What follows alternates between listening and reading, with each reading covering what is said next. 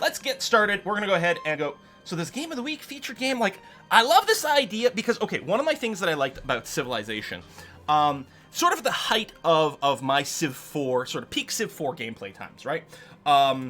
There's, like, great sites, like, I would go to Civ Fanatics a lot and things like that, and they would do a lot of Game of the Week / Game of the Month kind of thing. They basically would create an initial save, and you would download it, and you would play it, and then at the end, everyone would sort of compare their names and things like that, or their scores at the end, and that was really good. The idea of integrating that sort of into the game, brilliant. And this is not...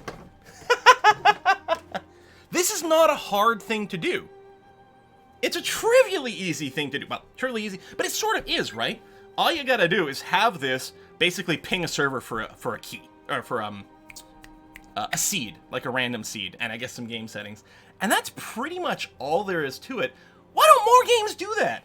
But that's it. It takes that sort of like that leap of logic to the next step. So new game. So we've got a handful of leaders. What's interesting about this? Oh, I'm thinking this probably doesn't have art yet. Very cool sort of... I don't know what kind of painting style this is. And they're slightly animated, which is kind of interesting. So handful of leaders here. And first thing you're going to say is, well, that doesn't seem like there's as much stuff as, say, a civilization. But here's the thing. You're not going to be playing this leader throughout the course of everything. You're going to get married, you're going to have kids, the kids are going to take over. So that's where the sort of Crusader King style kind of inheritance kind of system starts to kick in. And the other thing is, this is all old world. You're not going to have like, well, I mean, I don't know what they're going to do later on, but you're not having like America in here. Because it's like, so you've got Egypt, Rome, America. One of these things is not like the other. So we got that. So who we can play as, we've got Assyria, we've got Babylonia, Carthage, Egypt, Greece, Persia, and Rome. Cool, man! Still don't look a day over 30. Oh, thank you very much, my friend. Thank you very much for that.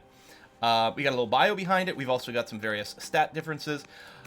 Who do we feel like we should play? To me, whenever I sit down for the first time to play a Civ-like game, I usually go for either Egypt or Rome. Because to me, when I think of really primo ancient civilizations, those are where I kind of go.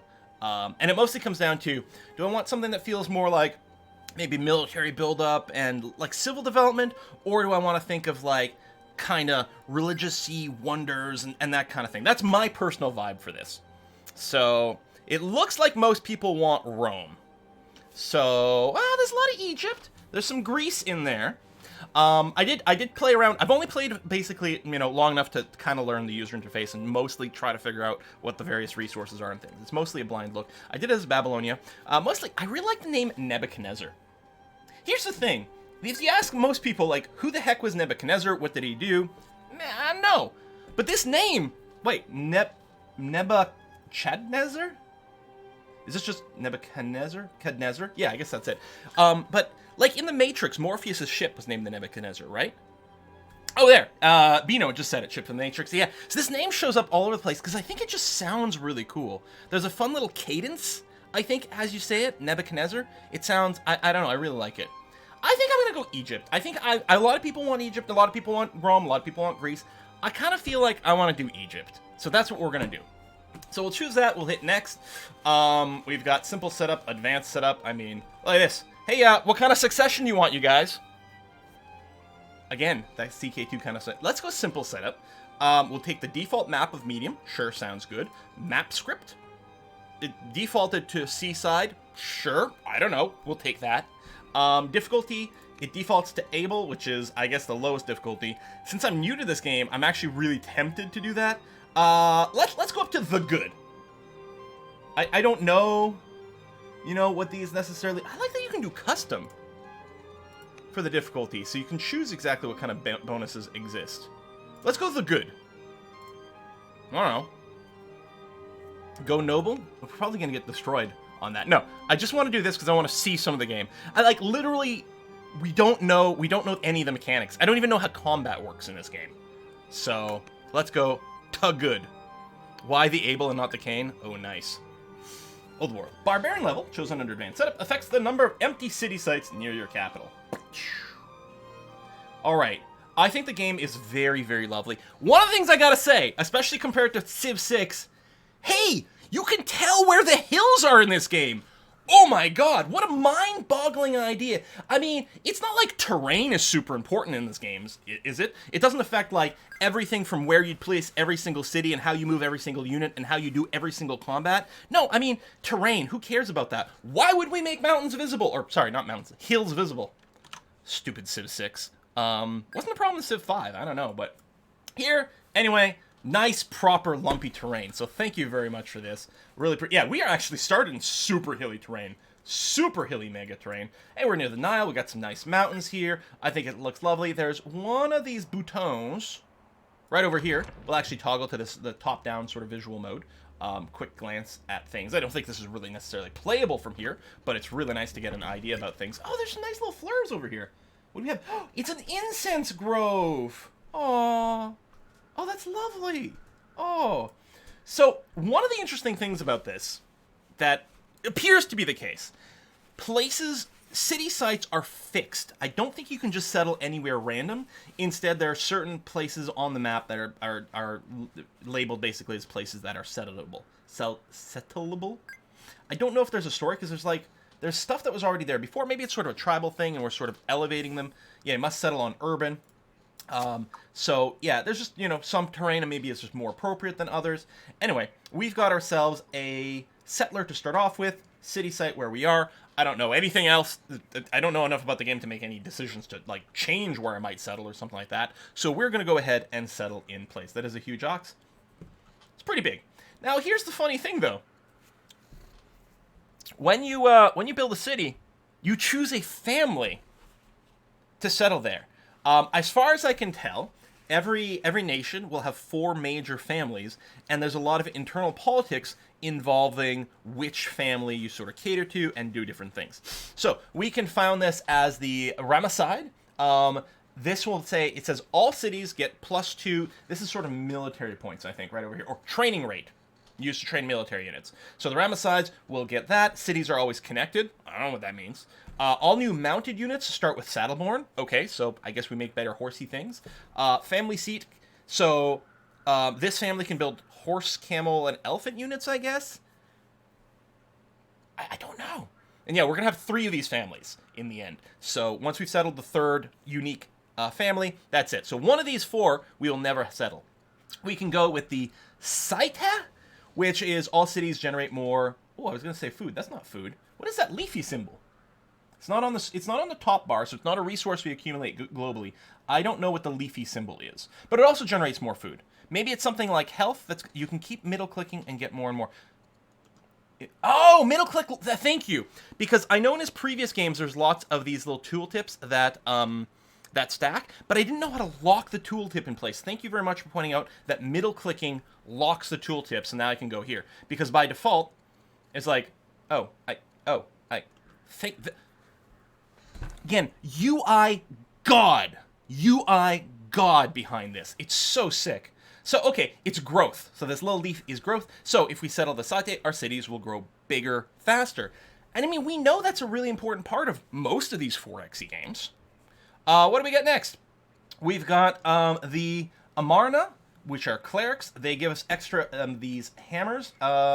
So I think this is production. Oh no, that's our civic points. This over here. So yeah, the graphic here kind of looks like a little hammer, but it's really a gavel. It's just, I think, a scaling difference here. So these civic points are used to pass laws and things like that.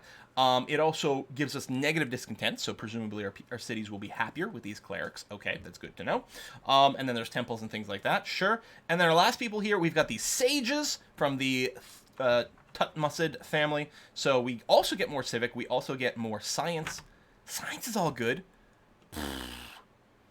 Plus hold shift and go tooltip to tooltip. Nice, thank you. So maybe growth? Maybe the growth people early on? I don't know. Let's do that. We'll go growth into science, into military. I have no idea. So, yeah, we'll grab these guys. I like early growth. More food, more growth. Seems like a good way to begin, right? Okay, hold on. I got the tutorial turned on, which is going to be very handy. Refresh. Thank you. Gamer Taurus! Hey, thank you very much for the wonderfully numbered contribution to the Whiskey and Chocolate Fund. Happy birthday. I wish you many more springs, giving us much great content. P.S. A funny thing happened. You used your superpower, making people buy games you play stream, and Football Manager 2020 got a nice discount, so I have 35 left in my account. Oh, Football Manager has a discount going on right now. Oh, that's good timing. Oh, damn. That's good info, actually. I should make sure to share that for people. All right, so this is an interesting change to how we normally think about movement in 4X games. Normally, we think about every turn, you move all your units, right? I mean, that's obvious. Everybody knows that. However, in addition to the fact that each of your units, here's the thing. Your units have a certain amount of distance they can move, right? So let's say I grab my scout over here. So my scout has a movement rate of 3, and then there's rough terrain. So there's hills over here. So this is as far as he could move with his 3 movement because of rough terrain, presumably. And this will cost me 1 order. That's what that parchment is. So if I move him over here, there you go. He's used his 3 movement. Except I can keep going. And I can keep going. Because you actually can order as many units as you have orders each round. Now, they do have a fatigue. That's what the dots over here are going. If I move this scout a 4th time, so let's say I move him here, he would now be fatigued. He doesn't want to move again this turn. I can still force it. I can burn my red shields over here, I guess, to do it, but it seems like a poor thing, and I guess it costs twice as many orders. 2 instead of 1. Bella, how did you come downstairs? Go. Hold on a sec. I gotta close the door.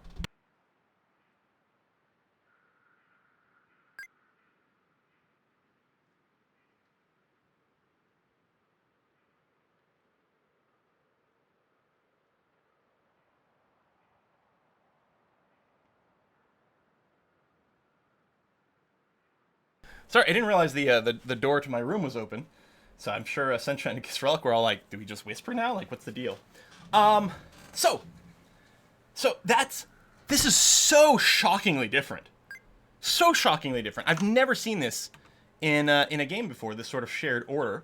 So you can move 1 unit multiply. I think they can only attack once per round, basically, because I think that exhausts them. But I like it. I like it because it's an extra level of interesting decisions. So we've got a warrior here, melee unit. We've got a worker here. So the workers, I mean, it's the same thing. They do orders and things like that. There's a lot you can do with these little workers. So right now where he is, he can build a road. He can also build one of 4 different shrines. He can also build the Hanging Gardens. So wonders, as far as I can tell, wonders aren't built by cities, they are built by workers, and they use your global resources. So to build the Hanging Gardens would cost us 200 trees. We have 300. It would cost us 400 rock. We have 700. It would take 10 years, and it would consume 1 order per year while he's constructing it. Now, I don't know, like, if I build it here... Oh, I guess it's previewing on the mouse over. So what it would do is it would give us 4... I couldn't figure out what that symbol was supposed to be for the longest time. It's culture. This little... Oh, it doesn't actually tooltip the culture here. But there you go. I mean, there's culture there. You need to have at least what we culture in your city to build it. It's supposed to be some sort of hammer or a rune stone or a glyph. Like, I'm not sure what it represents. But if we build the Hanging Gardens, we get 4 extra city per year in our city. We also get 4 extra science. And all of our cities get 20% more growth. I mean, that sounds pretty good. Maybe a column? Maybe the top of a column? Yeah, okay. I buy that. I buy that. That looks okay. So I don't know if that's the correct thing to do right now. Like, that's the thing with this game and why I want to start in an earlier setting. Like, I have no idea what's important early on. You do get these little tooltips on tiles, which are sort of recommended. Like, the game's recommending I go here and build a shrine to Neath, or I go here and build a shrine to Ra, or I go over here and build a mine, because what we have on this tile is, so it's arid, flat, clear. It has salt! Wow, come on. Clearly, first thing we have to do is build a salt mine. I mean, let's be serious. The incense over here, to build an incense grove, would require land consolidation, so I don't have that improvement yet. But yeah, there you go. There's the salt emotes in chat. I knew I could depend on you guys to do this. So if we go here, it'll generate 2 culture per turn and 10 money per turn. So our gold is over here. We currently have 0. We're currently making 46 per turn, which is, I mean, seems like a lot when you think about Civ numbers and things, but, you know, who knows how much you need for things in this game. And in any case, building a salt mine is going to give us a 20% boost to our income, basically, right now. So, and it's a salt mine. So we're going to move the worker over there. And yeah, we don't have to wait until next turn to start building. You know, it was 1 order to move him there. We'll just use the 2nd order to build a mine. I like this flexibility. Also, the pyramids is a wonder that we can build. We're not going to build it here because it would remove the salt. But it feels we're Egypt. Pyramids seems like a good thing to maybe do. I don't know. Let's build the salt mine. So it'll take 3 years and 20 trees, it looks like, to go and do that. That's going to be fine. So you've got that. Next unit over here. The hotkeys are pretty good in this game. So there's basically 5 buttons over here, and they're mapped with 1 through 5 on your keyboard. So you can cycle through your military units just by hitting 3, or your worker units by pressing 2. You can also just hit tab, which is the same. It'll just go to the next idle unit. Oops, I hit it a 2nd time, so it's asking me about research, but there we go. Our warrior over here. He's only got a movement of 2. I mean, I guess we'll use him, but here's interesting, right? Normally, it'd be like, well, I mean, I should move him because I can. But if you remember the orders, like, if I don't move him, I save some orders. It looks like we are making 13 orders per turn right now, so I don't think we're going to be short on anything. Also, it is interesting, you can buy orders. Mouse over here, you can buy more orders with the shields or money. You can sell them. You can also buy and sell resources over here, too. Makes me think of something like Stellaris and the ability to exchange resources there. It gives you some extra flexibility. What is this red stone? Gem mines. Ooh. So we'll scrooge you up a little bit, I guess. Yeah, now we're out of orders, but there you go. He'll be in a better position to move next round. Our city over here does default our very first city. It defaults to building a settler, and I think I'm going to leave that. I think that seems fairly legit, actually. I'm kind of okay with it. I really love this as well. When you have the city selected, it tells you what this city is contributing at the top. And the user interface in this game is insanely good. All right, we got to choose our first research. So we handed you a tech tree over here. Now, I don't know, again, the intended sort of scope of the game and how far it's going to go. I think it is very much focused on the old world. One of the things I've noticed, a lot of things that come up in the text you can research, they're not all tech tree things like this. It's like there's other projects that come up. We're gonna maybe figure them out together. But let's just do this. Also, depending on if you have stuff, you have potentially the option of just redrawing what researches show up. The star is recommending administration, which would unlock the treasury project, as well as the ability to plop down a granary, which boosts adjacent farms. We could take trapping, so we can start building slingers in the camp, and then stone cutting would unlock the quarry. I don't know. Administration is recommended, so I'll click on that. I don't have any of the tools to know the importance and the context for different things, and the value right now. So we'll have to trust that the game has, at least isn't going to tell us to do something really stupid. And there we go. We can end our first turn. I think the minimap looks really lovely over here. Quite nice. Are we already married? No, we're not married, but we have an heir. Ooh. Oh, that's interesting. As Babylon, we don't start with that. So yeah, we are currently Crusader Kingsy. We currently have no spouse. We do have an heir. We have a daughter who is 8 years old. I don't think she's got any traits. Right, so we're Queen Hatshepsut. Excellent, lovely. We are, our archetype is builder. We are currently inspired. So as a governor, I guess we get +2 culture per culture level. Discipline 3, so we get some money. And yeah, our daughter doesn't have any traits right now. We should look through some of these buttons. Ambition screen, currently blank. I think these are little missions that we are going to get as we go forward. Here's our inheritance laws. So that's us. We look awesome. There's our daughter. We have currently #1 in line. Great. Our current law is primogeniture. We can change those laws. Again, if you play Crusader Kings, some of this will seem familiar. If you haven't, you're probably not familiar with various inheritance laws, but it's kind of awesome. So yeah, primogeniture, oldest child inherits. I mean, it's pretty straightforward, I guess. That's the one we would mostly expect. Hey, laws! We actually start with 2 different laws unlocked, not currently running. We need civics for this. Currently would cost us 400 civic points to enable either slavery or freedom. Or, what is it? Is it 1984 where it's like slavery is freedom or something like that? Oh, wait, or is that the sign on one of the concentration camps? Something like that. But yeah, so do we want more slaves to build more pyramids, or do we want freedom? I mean, we can't do either one of these right now because we don't have the points. This would give us 5 extra orders per year, but increase discontentment. Freedom would give us more science per year. I think we're going to go with freedom. Because I like science.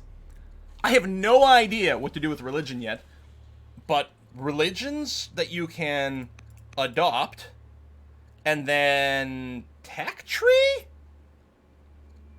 I love it. All right, history, research. This is a list of all our cities. Yeah, this just toggles the 2 map modes. Big old help screen. Excellent. And you can replay the actions of the year, which I think would be very helpful in like multiplayer or stuff like that when you're like, wait, hold on, what did people do? Anyway, I think we can just go ahead and continue with the next turn. Narrator, he went with slavery. This might be a bit of a dead end over here. Oh, no, if we can keep going, I guess we will. Moo cow. So it looks like when you discover certain features, sometimes you get like a boost from harvesting it right away. You also can harvest these resources. If you stop your scout on them, you can hit a button to harvest. And I think there's a cooldown, which is kind of interesting. Again, see we get 8 gold from discovering more camels. Before I take all my actions on the scout, although I actually have quite a few orders, and he can only take 1 more before getting exhausted, so no, I'll keep going for now. There's a city site over here. Let's come back over here, use the height to get some distance. We got some neigh horses over here.